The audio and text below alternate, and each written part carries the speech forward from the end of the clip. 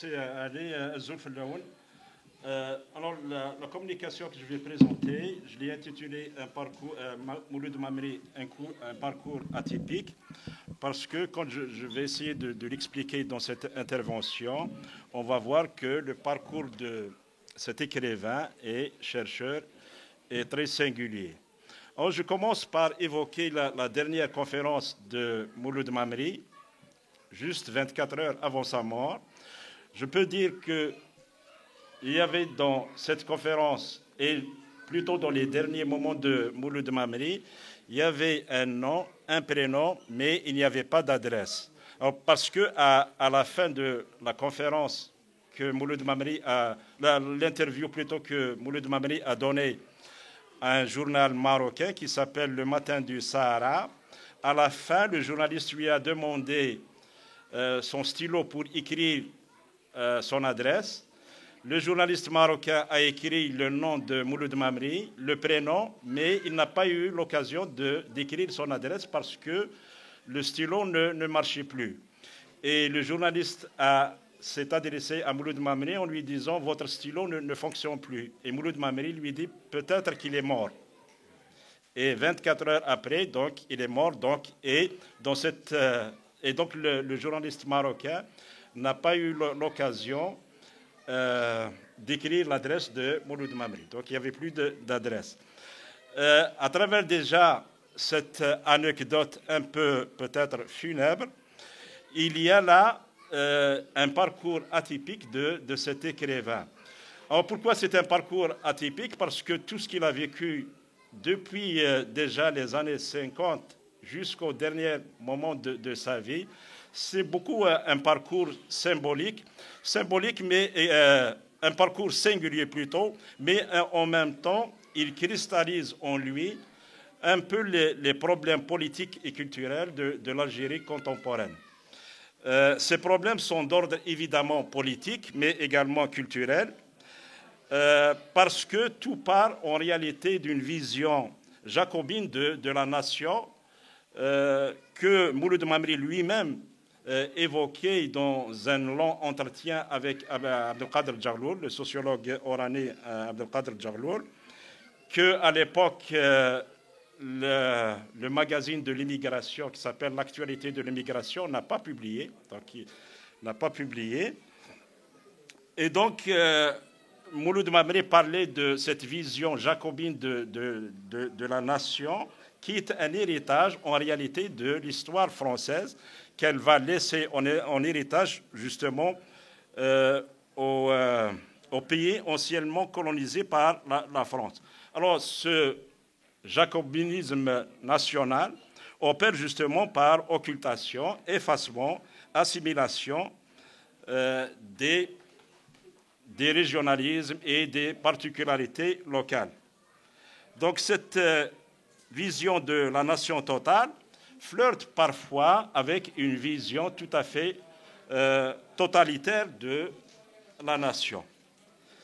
Et cette vision donc nie toujours les particularités, les libertés des groupes et des individus auxquels justement on dénie la culture, la langue. Et quand on parle de la langue, il y a un chercheur français, un linguiste qui s'appelle Jean-Louis Calvé, qui parle justement de glottophagie, c'est-à-dire le fait d'avaler des langues de certains groupes sociaux. Et de manière générale, ce qu'on nie, c'est la liberté de l'individu de penser. Donc je souhaite rapidement montrer tous ces aspects à travers le parcours de Mouloud Mamri, parce que c'est ce parcours-là qui nous montre justement que ces problèmes ont existé et continuer à exister dans l'histoire de l'Algérie contemporaine. Donc, tout commence dans le cas de Mouloud Mamri, dès la première publication du roman La colonne oubliée en 1952. 1952 déjà, avec la publication de ce roman, il y a eu une grande controverse qui a été suscité par cette publication, puisque l'écrivain va être pris à partie par deux responsables à l'époque du mouvement national, à savoir Mustafa Al-Ashraf et Mohamed Cherif Sahli. Ces deux militants du mouvement national vont écrire 2 longs articles dans le Jeune musulman en 1953. Ces 2 articles-là, on les retrouve dans ce livre de l'Algérie des anthropologues. Et je vais citer quelques passages pour vous donner une idée comment cette œuvre-là a été reçue. Donc elle a été reçue, si on peut résumer en gros, elle a été reçue de manière extrêmement négative. Parfois, la réception frôle tout simplement la défamation. Alors, un des premiers à réagir, c'est Mohamed Cherif Sahli. Lui n'a pas, quand on lit ce qu'il dit dans son texte, dans son article, on comprend qu'il n'a même pas lu le roman. D'ailleurs, il va intituler son article La colline du reniement. Il va dire ceci. Il nous importe peu qu'un Algérien écrivant en français se taille une place dans la littérature française par les qualités formelles de son œuvre. La théorie de l'art pour l'art est particulièrement odieuse dans ces moments historiques où les peuples engagent leur existence dans les durs combats de la libération. Plus loin, il va dire « Mais lorsqu'à peine sorti des presses et encore inconnu à Paris, ce roman est répandu aux 4 coins de l'Algérie, lorsque les journaux colonialistes, habitués à étouffer par le silence les écrits patriotiques, lui tressent du Coran en de longs articles dithyrambiques, nous sommes fondés à trouver l'affaire suspecte. » Ça veut dire quoi? Ça veut dire que la critique algérienne de l'époque réagit par rapport à la critique française. Parce que la critique française, à l'époque, il faut le dire, elle était élogieuse. Elle était élogieuse, mais c'est une lecture aussi qui fonctionnait par une certaine forme d'orientalisme. C'est-à-dire, au lieu de dire ce qu'il y a exactement dans le roman, on va dire par exemple que l'écrivain a écrit un beau roman kabyle, que c'est quelqu'un qui n'est pas fermé aux idées occidentales, et ainsi de suite. Donc c'était un peu ça. La critique de Sahli va encore plus loin. Plutôt la critique de Mustafa Al-Ashraf, elle va plus loin. Elle va dire que c'est un roman qui est tout à fait anachronique par rapport à la réalité algérienne. Il va dire ceci. Si ce roman produit sur nous une telle impression de dépaysement, c'est un peu à cause du genre régionaliste. Et c'est à partir de là qu'on va donner l'étiquette régionaliste à des écrivains comme Mouloud Mamri et Mouloud Ferron. Alors que dans les exemples de la littérature universelle, de grands écrivains, même des écrivains qui ont eu des prix Nobel comme l'américain Faulkner, écrivent à partir de villages, à partir de réalités locales, mais on ne les a jamais traités de régionalistes. Or, dans le cas de Mouloud Mamri, il va être traité avec d'autres de régionalistes. Et il ajoute,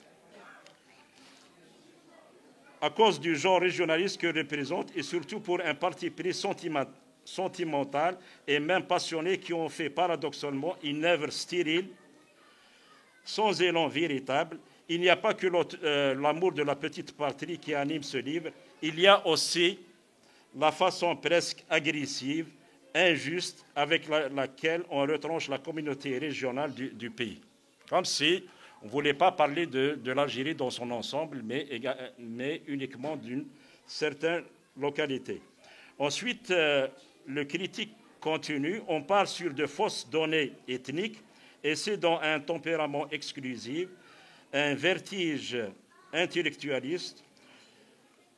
On veut esquisser une sorte d'épopée, celle d'une collectivité montagnarde, considérée à tort comme hétérogène et n'ayant aucune attache avec le peuple d'alentour. Bien qu'allusif et latent, ceci est grave, et c'est précisément ce qui a plu le plus à la presse colonialiste d'Algérie, et à tous ceux qui cherchent à nier la vérité historique, à dresser les uns contre les autres les groupes d'une même famille que le milieu géographique et des conditions de toutes sortes ont différencié en apparence sans en affecter leur communauté d'origine. À la fin, Mustafa Al-Ashraf écrit en faisant le parallèle entre le Mouloud Mamri lui-même et ses personnages romanesques. Ça, c'est une attitude un peu très ancienne de la critique traditionnaliste de lier toujours l'écrivain à ces personnages romanesques. Donc, il va dire ceci. Bien sûr, Mouloud Mamri a des personnages qui lui sont chers parce que ils ont sa formation intellectuelle. Il s'agit d'un groupe d'étudiants en rupture de banc, si j'ose dire, tous plus ou moins riches et menant une vie oisive ou désaxée. On les aurait mieux imaginés dans une ville universitaire, la montagne kabyle. Ce ne semble produit des gens moins frelatés, des hommes sains et directs. Donc là, les personnages de Mouloud Mamri ne sont pas sains et directs.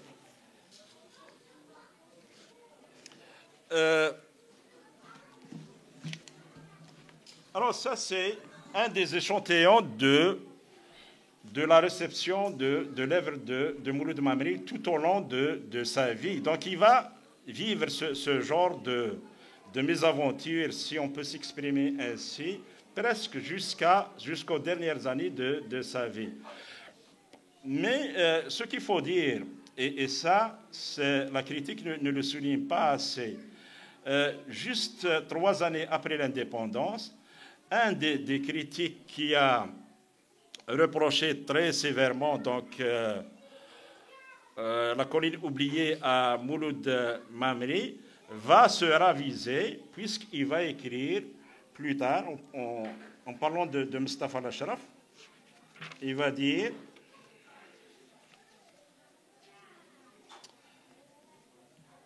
en faisant une critique de la littérature algérienne de l'époque. Donc ça, on est dans le début des premières années de l'indépendance.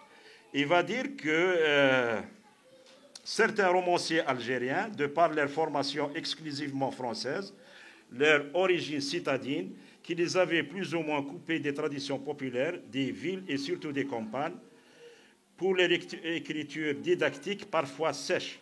Et Mustafa Al-Ashraf va poursuivre en disant « Seuls Pharaon et Mamri sont nourris de traditions folkloriques rurales qui sont les plus riches et souvent les plus anciennes, ici en l'occurrence le folklore kabyle.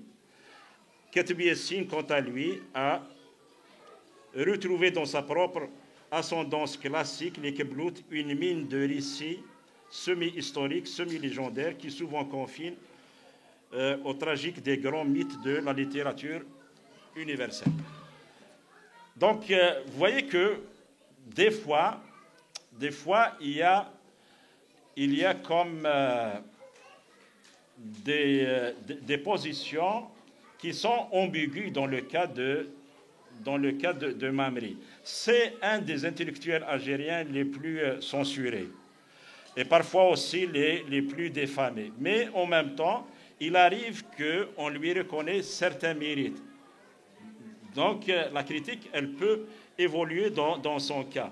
Mais cela n'empêche pas la censure à chaque fois d'agir dans le parcours de cet intellectuel. Puisque ici, aujourd'hui, on évoque les événements d'avril 1980, mais en réalité, le même écrivain a déjà subi 6 ans avant, à Constantine, la censure parce qu'un colloque international qui devait se tenir à l'université de Constantine a été annulé pour la simple raison que Mouloud Mamri devait présenter la même conférence qu'il allait présenter en avril à Tizi Ouzou. Donc vous voyez, c'est déjà en 1974, le même événement à l'époque, il n'y avait pas de réaction comme en 80, mais déjà la censure opérait de la même façon. Ensuite, quelques années après, c'est comme s'il y a une certaine malédiction avec les colloques et les conférences, soit de Mouloud Mamri, soit sur Mouloud Mamri, puisqu'en 2001, une université française aussi allait annuler un colloque international, cette fois-ci à cause de la première guerre du Golfe. Donc vous voyez, c'est à chaque fois, il y a certains événements comme ça qui viennent le rattraper. C'est comme si, dans le cas de Mouloud Mamri, l'histoire personnelle, tout ce qui est de l'autobiographie, va à chaque fois se confronter avec l'histoire du pays dans son ensemble. Et cela, donc, en même temps, nous édifie sur le fonctionnement de l'Algérie contemporaine sur le plan des libertés individuelles et des libertés intellectuelles. Ensuite, la censure, dans le cas de Mouloud Mamri, va se poursuivre, puisque au début des années 80, il y a eu un long entretien entre Mouloud Mamri et le sociologue Abdelkader Djaloul. Ça devait paraître dans la revue du FLN à l'étranger qui s'appelle L'actualité de l'immigration. Donc c'est un long entretien. Ça n'a jamais été publié en l'état. Par la suite, c'est après la mort de Mouloud Mamri que cette revue-là va publier certains extraits. C'est par la suite que ce long entretien va être publié par la revue Berber Awal. Les publications de Mouloud Mamri, que ce soit des publications littéraires ou des publications scientifiques sur la recherche en linguistique ou en anthropologie, n'ont jamais été publiées en Algérie. Donc à chaque fois, la SNED puis l'ENAL, par la suite, refusent de publier cet auteur. Le deuxième phénomène dans le cas du parcours de Mouloud Mamri, c'est l'appropriation, ce que je peux appeler l'appropriation sélective de son œuvre, puisque après l'indépendance et pendant de longues années, je ne sais pas si c'est le cas encore toujours, des extraits de l'œuvre de Mouloud Mamri sont étudiés dans les manuels scolaires. Donc ça, c'est une appropriation un peu sélective de son œuvre. Autre phénomène, c'est le détournement de sens de son œuvre. Et là, je veux parler de l'adaptation de L'Opium et le bâton par le réalisateur Ahmed Rachdi. Alors, sur ce point précis, Mouloud Mamri n'était pas content de la façon dont ce roman a été adapté au cinéma par ce cinéaste, puisqu'il va dire « J'ai refusé le scénario parce que finalement on a fait de ce roman une sorte de film western ». En disant donc il y avait dans ce film-là une vision très manichéenne des choses, puisqu'il y avait d'un côté les bons et d'un côté les mauvais. Et il dit que dans le roman, ce n'était pas comme ça, c'était plus profond que cette façon de voir les choses. Autre forme de censure, c'est le fait de retarder à chaque fois l'adaptation justement de La colline oubliée. Parce que ce qu'il faut savoir, c'est que la réalisation du film La colline oubliée a pris plus de 50 ans, puisque Abderrahmane Bouguermouh a rencontré l'écrivain dans les années 50, vers les années 50, et il lui a parlé de son désir d'adapter ce roman. Or, ce roman-là ne sera adapté par Bouguermouh que bien plus tard, c'est-à-dire après la mort de Mouloud Mamri en 89. Donc, si on résume tous ces aspects-là, vous voyez que des événements qui sont arrivés à Mouloud Mamri à travers ce parcours atypique, parce que c'était un homme extrêmement défamé dès le début, et parfois dans des contextes très dangereux. Il faut juste se mettre dans le contexte de l'époque, quand par exemple un critique va dire au début en 1953 que la colline oubliée, la rumeur, il va dire la rumeur, place la colline oubliée sous la protection d'un maréchal de France qui se connaît en goumier. Ça veut dire qu'à l'époque, on prenait cet écrivain comme un véritable traître. Ensuite, il y avait quelque chose que je n'ai pas cité, l'article d'Algérie Actualité du directeur Kemal Belkacem, en 1980, justement après les événements, où il va carrément défamer l'écrivain, puisqu'il va lui prêter des articles qu'il n'a jamais publiés, des articles qui ont été publiés par l'Écho d'Alger. L'Écho d'Alger, il faut savoir que l'Écho d'Alger, c'est un des journaux les plus virulents de la colonisation.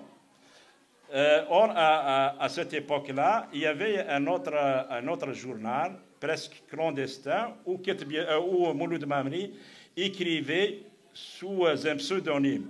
Et ce pseudonyme-là a été repris par un autre qui écrivait dans l'Écho d'Alger. Et donc, on va lui faire dire des choses qu'il n'a jamais dites. Par exemple, on va lui faire dire qu'il a écrit à propos des combattants algériens des Aurès, en les qualifiant des chacals des Aurès. Par la suite, l'écrivain va demander une mise au point qui ne sera jamais publiée par Algérie Actualité de l'époque. Et donc, ce n'est que plus tard, vers les dernières années de la vie de l'écrivain, qu'on va essayer de lui donner un petit peu la parole dans la presse écrite, mais pas dans la télévision. Et je termine par ça. Il faut savoir qu'à la mort de Mouloud Mamri, la télévision algérienne n'avait absolument rien à montrer de Mouloud Mamri parce qu'elle ne l'a jamais filmé. Et je termine par ça. Ça, c'est quelque chose qui a été aussi évoqué dans le long entretien que Tahar Djaoud a eu avec Mouloud Mamri. Voilà, je vous remercie. Donc, merci, Monsieur Mhanna Amrani.